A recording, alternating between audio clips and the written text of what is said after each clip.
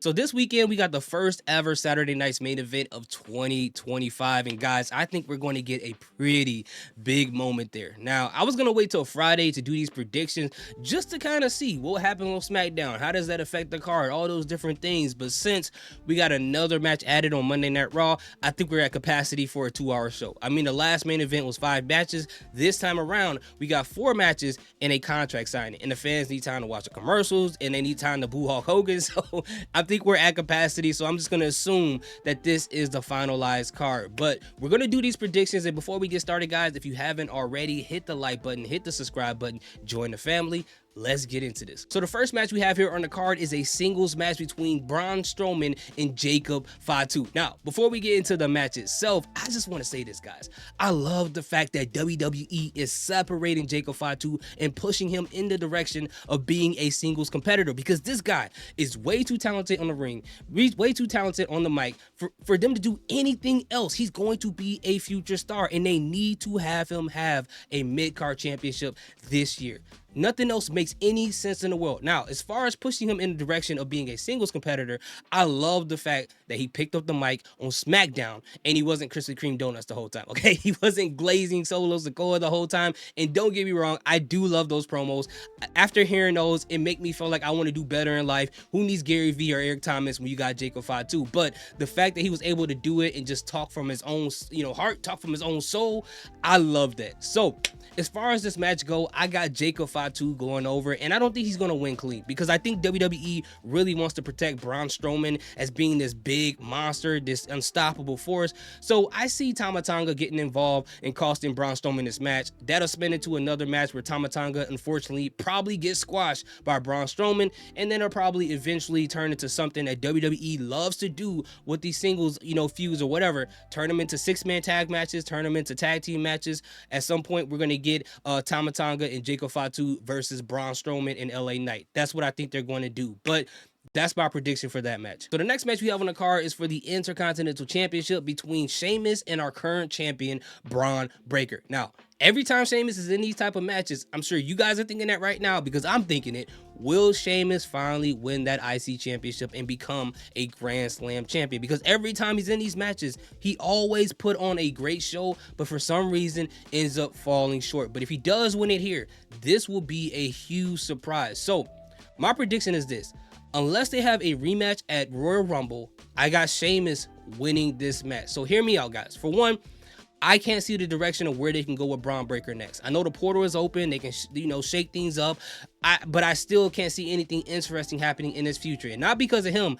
I just think that WWE doesn't really know what to do with him at this moment. Now, unless they're really saving him to have a feud with Penta, where Penta probably takes the title off him, maybe at WrestleMania, I can see that happening. But if that isn't the plan, if that's not the plan, Sheamus taking the title off of him at Saturday Night's main event will be a big moment. It will be a big moment for the show. Like I said before, it will show fans that at Saturday Night's main event, pretty much any title change can happen. We didn't get any title changes in the last show. We didn't get any surprises. We didn't get any returns or nothing like that. So this would be a huge surprise for the show. The crowd will go crazy. And if they want to have a rematch at Royal Rumble, they can do that. And if they want Penta to take that IC title, they can have him take it off of Sheamus. And I think a match between Penta and Sheamus could be a really, really good match at WrestleMania, because obviously Penta has been on TV the past 2 weeks, put on some pretty good to decent matches. So you can tell WWE really wants to push Penta to the moon really, really quick. So that is my result. I got Sheamus finally getting his IC title,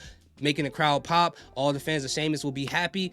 Great moment. Great moment. So the next match we have is for the Women's World Championship between Nia Jax and our current champion, Rhea Ripley. And guys, I'm not going to go too deep into this match because I think we all know what's going to happen. Guys, it's like those Lifetime movies when you see people standing by the edge of the steps, they're going down the stairs. That happens every single time. It is foolproof. Them stairs have taken more lives than the actual murders themselves, by the way. But anyway, that's a whole different conversation for a different day. But as far as this match goes, it's obvious that Rhea Ripley's going to win this match. It doesn't make sense for Nia Jax to win it. And it's really weird what they're doing with Nia, for her to lose her championship over in SmackDown just to come over to another brand, get shot into a title match just to get fed to Rhea Ripley on Saturday Night's main event. It's I don't know. I'm not part of creative, but I'm just saying that makes no sense. But as long as this match is really good at the end of the day, I'll be happy. Please do not take this as a moment to have anybody return, especially when you got Royal Rumble the week after, and I'm going to be there selfishly, okay? Because I want to see all of the returns. But, I mean, could they show, have Charlotte show up since they already did the vignette for her?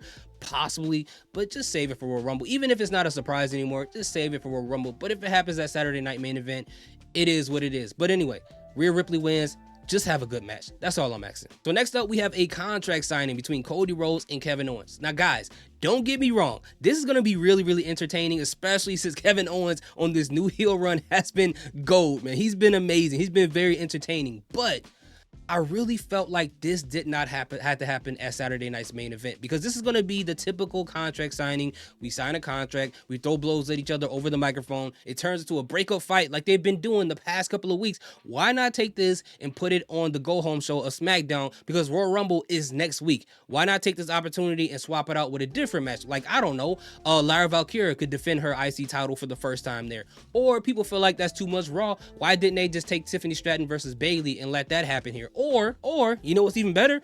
Maybe they could have had the tag team championships defend their title, or champions defend their title here on Saturday Night's Main Event. Even if it is the Motor City Machine Gun, why not do that there? Because tag team titles still has not been on any type of show outside of the regular weekly television. But we're going to get this contract signing at the end of the day. As I said, it's going to be entertaining, but it just makes you question, why did they do it this way? Outside of the fact that they have to have Cody Rhodes there. He's the face of the business. He's the face of the brand. I get why he has to be there, but he could have done anything else, or cut a promo, or introduce a show, or something like that. But it is what it is. It's going to be entertaining. Let's move on. So the final match on the card, after trying to record this part 10 times in a row, I don't know why I keep messing this up. It is the match for the World Heavyweight Championship between Jey Uso and our current champion, Gunther. Now, as much as I would love to say that Jey Uso would win this title, even though he deserves it, I would love to invigorate some faith into the Jey Uso fans. Yeet. But there's nothing about this that tells me that Jey Uso is going to win this title. I would love to be wrong, but I can't think of a reason why he would win this title. For one, how this feud is built up. It's built up off of 2 promos at the last minute leading up to the show. That, for some reason, doesn't sit well with me as far as Jey Uso winning this title. Doesn't mean he can't, but I just don't feel like it'll happen. Jey Uso will have to be the person that whoever wins the Chamber or a Rumble will have to face. I don't think it would be Jey Uso in the main event. Ironically enough, even though that's his nickname, I don't think that's going to happen, but I do think he's going to win the title at some point in time. I really think there's going to be some type of shenanigans in this match, whether it be Drew McIntyre costing Jey Uso this moment, or Goldberg coming in and spearing of both of them and having it end in DQ, because remember, Goldberg still has to have his match against Gunther, so it's a possibility that maybe this match could definitely happen at Elimination Chamber between him and Gunther. I think they can just do that, just wipe the slate clean, get Goldberg as far away from WrestleMania as possible. But if they want to go for the money, then I guess you could put Goldberg with Gunther, but I don't think the fans really want to see that. I don't think they will, like, at all. But at the end of the day, I really don't think Jey Uso is going to win it. He's going to come really, really close to get the fans hyped. But then, in order to get some heel heat, they'll probably have Drew McIntyre or Goldberg come in and interfere this match. And I know it would make more sense for Goldberg to cost Gunther the title to spin into their feud, but I don't think this is the time that they really want to do that. But again, if Jey Uso does win, I'll be happy with them. I'll be eating with the best of them. But right now, I don't really see it happening. But anyways, let me know in the comment section, guys, what's your predictions for Saturday Night Main Event? What is the match you cannot wait to watch? Or what matches you would rather see on this card as opposed to the ones we have listed? Let me see what you guys have to say in the comments. I will reply to everybody. Thank you guys so much for watching. Salute, peace. Have a great day.